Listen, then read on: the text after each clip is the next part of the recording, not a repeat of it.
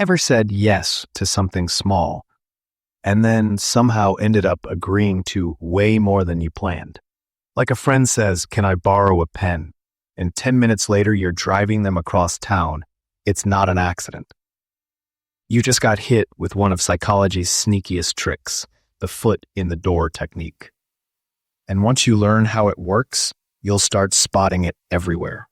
Sales calls, dates, Instagram DMs, even your little cousin asking for cookies. But more than that, you'll know how to use it. Let's get into it. So here's the big idea. If you want someone to agree to something big, start by asking them to agree to something small. Simple? Yes, but also insanely effective. Here's the science. In 1966, psychologists Jonathan Friedman and Scott Fraser ran a study that's now legendary. They went door to door asking California homeowners to put a huge, ugly sign in their front yards that said, "Drive carefully." Only 17% said yes. But then they tried something different. They first asked a smaller favor. Could the homeowners put a tiny sticker in their window that said the same thing? Most people agreed. It was easy, no big deal. Then, 2 weeks later, they came back with the huge sign. This time, 76% said yes. From 17% to 76%. All because of one tiny ask first. Why does that work? Because of something called consistency bias. Once we say yes to something, even something small, our brains want to stay consistent. We think, well, I already agreed with the message, might as well take the next step. We like seeing ourselves as stable, rational people. So if we act helpful or supportive once, we feel pressure to keep acting that way. It's like momentum for the mind. Let's look at this in a sales situation. Imagine someone messages you, "Hey, can I ask you one quick question?" You say, "Sure." And now you're in. You've opened the door. And what follows is, "Awesome. How would you feel about hopping on a quick 10-minute call next week to see if this product could help you out?" Boom. They got their foot in the door. All right. Let me tell you how I used this trick in real life without even realizing it. Back in college, I was broke and trying to sell a few old textbooks. I messaged people with this line, "Hey, do you know anyone who might need a stats book?" That tiny question didn't ask them to buy. It asked for help. 9 times out of 10, the reply was, "Actually, I might need it. How much?" I wasn't even pitching. I just got my foot in the door. Once they replied, they were way more open to the actual offer. Now, where does this fall apart? Because yes, it works. But if you overdo it or use it wrong, you'll come off pushy or fake. So here's the challenge.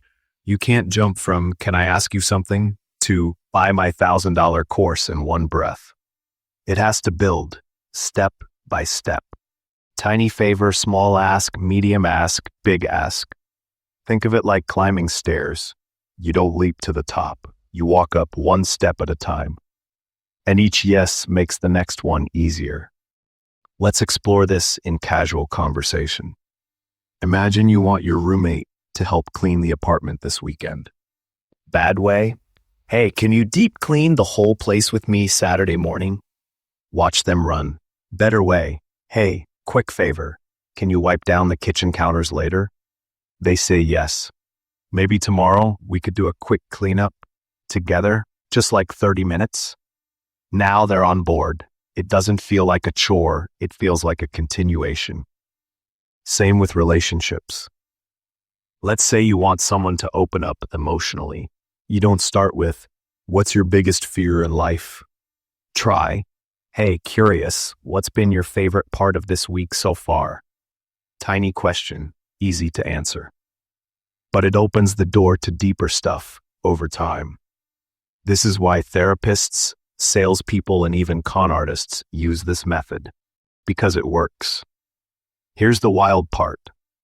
People don't even realize it's happening. That's what makes it so effective. It doesn't feel like pressure. It feels like progress. A study from Stanford showed that even asking people to sign a petition could warm them up to donating money later.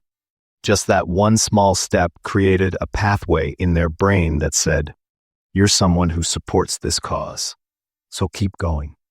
And it's the same mechanism behind trial offers that turn into full subscriptions, free samples that lead to paid purchases, surveys that turn into product pitches, small ask, identity shift, bigger commitment.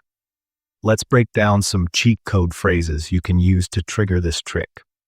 Can I ask you something real quick? Got a second to help me out? Mind if I run something by you? Can I get your opinion on something small? They're harmless. But once someone says yes, the door is open. Then follow up with, "Since you're already here, could I ask one more favor?" Layer it. Don't leap. You're not tricking them. You're just easing the ask. Let's hit a key moment here. You don't need to be pushy to be persuasive. This trick works because it's gentle, bit by bit. If someone agrees to help you once, they're more likely to help again. And here's the magic. Every little yes changes how they see you and how they see themselves. I'm the kind of person who helps, who supports, who says yes. So by the time the big ask comes, it feels natural, even obvious. In short, big wins don't start with big asks. They start small.